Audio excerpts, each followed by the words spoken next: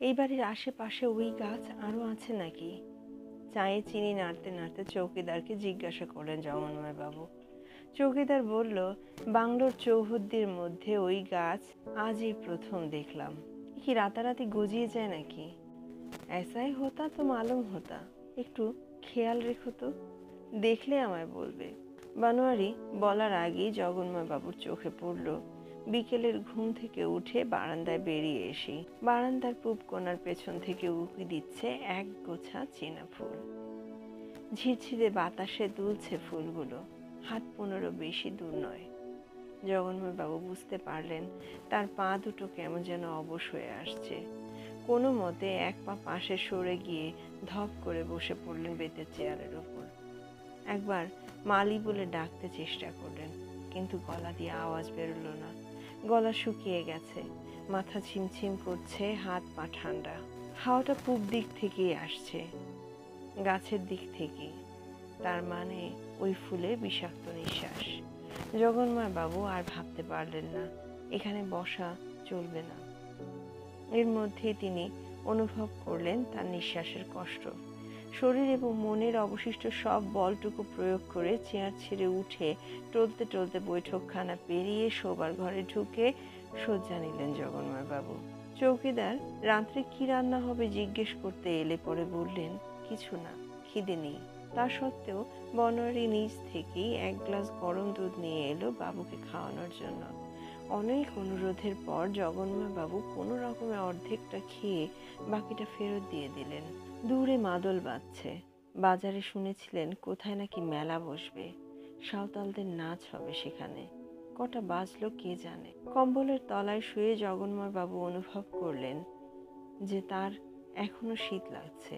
আলনা থেকে আলোয়ানটা নিয়ে কম্বলের ওপর চাপিয়ে দিতে খানিকটা কাজ হলো। তার ফলেই বোধহয় একটা সময় জগন্ময় বাবু বুঝতে পারলেন তার চোখের পাতা দুটো এক হয়ে আসছে। এর আগের কদিন এক ঘুমে রাত কাবার হয়েছে, আজ হলো না। চোখ খুলতে ঘরে আলো দেখে প্রথমে খটকা লেগেছিল, তারপর মনে পড়ল নিজেই বনোয়ারিকে বলেছিলেন আজ ঘরে লণ্ঠনটা জ্বালিয়ে রাখতে। এখনো শীত, হাওয়াটা ওই বাইরের দিকের জানালা দিয়ে আসছে বোধহয়, কিন্তু ওটা তো উনি বন্ধ করেছিলেন শোবার আগে। কেউ খুলল নাকি? জগন্ময় বাবু ঘাড় তুললেন দেখবার জন্য। জানালার পাশেই ড্রেসিং টেবিল, তার উপরেই রাখা লণ্ঠনের আলো পড়েছে তার পাল্লায়।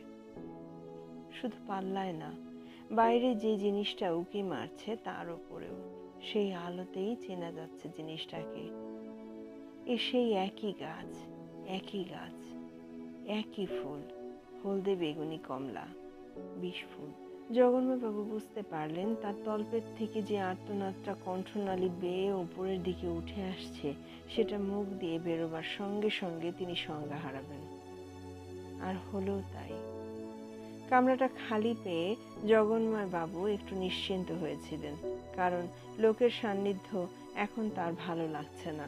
কাঠঝুমরিতে এমন স্বপ্নের মতো সুন্দর প্রথম 3টি দিন গত 2 দিনে কি করে এমন বিভীষিকায় পরিণত হতে পারে সেই নিয়ে তিনি এই 7 ঘন্টার জার্নির মধ্যে একটু চুপচাপ একা বসে ভাবতে চেয়েছিলেন। কিন্তু গার্ডের হুইসেলের সঙ্গে সঙ্গে একটা চেনা লোক তার কামরায় এসে উঠলেন। পান্নাহাটের পোস্টমাস্টার নোট বিহারী মজুমদার। ভদ্রলোকের সঙ্গে সেই দিনের পর আর দেখা হয়নি। সে কি মশাই, এর মধ্যে ফিরে চললেন নাকি? নাকি আপনিও বেতলে যাচ্ছেন? বেতল এর পরের স্টেশন, মেলা বসেছে সেখানে। গিন্নির হুকুমে সওদা করতে যাচ্ছি। ও, আপনি কোথায় চললেন? ডালটনগঞ্জ। শরীর খারাপ হলো নাকি? এই 2 দিনেই এত পোলটাউন? হ্যাঁ, একটু নোটবিহারী বাবু মাথা নেড়ে একটু ফিক করে হেসে বললেন, যাক, ভদ্রলোকের লাকটা ভালো। লাক? পবিত্র বাবুর কথা বলছি। কেন? আরে, উনি তো আজ 10 বছর হলো বছরে 2 বার করে মুর সাহেবের বাংলোতে এসে থাকেন। ওটা একরকম ওর মনোপলি। অক্টোবর আর মার্চ লিখতে আসেন। বড় রাইটার তো। পবিত্র ভট্টাচার্য, নাম শোনেননি?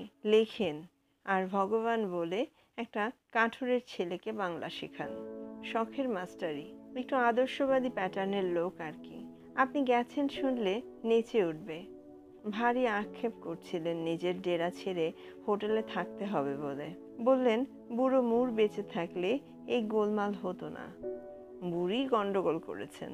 বেতাল স্টেশনে নুটবিহারী নেমে যাবার পর গাড়িটা ছাড়বার ঠিক মুখেই জগন্ময়বাবু দেখলেন প্ল্যাটফর্মের ধারে লোহার রেলিংয়ের ঠিক পেছনে ফুলের ঝাড়টা একটা আধটা নয়, এক মাঠ জুড়ে কমপক্ষে 100টা, আর তারই মধ্যে নিশ্চিন্ত মনে খেলা করছে 3টি ছাগলছানা।